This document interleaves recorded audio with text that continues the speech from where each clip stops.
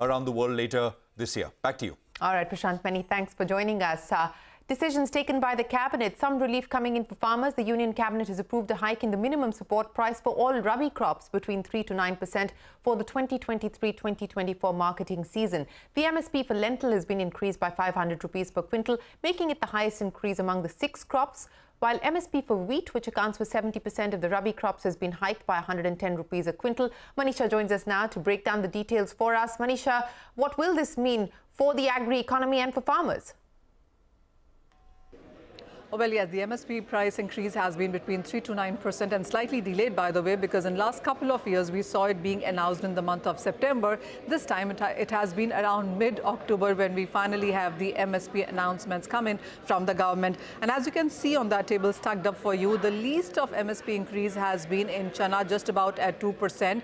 This is because the government has enough buffer stock when it comes to chana.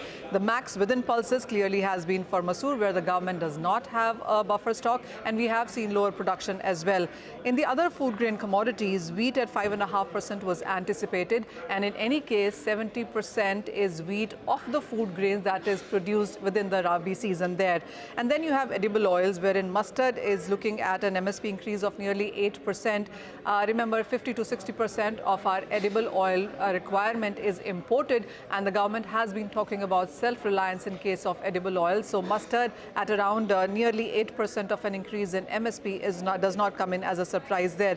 Safflower increase of 3.8% doesn't really move much, because there's a very limited, less quantity of safflower that India really produces. And then you have barley at around 6%. As I said, the markets were almost anticipating it there.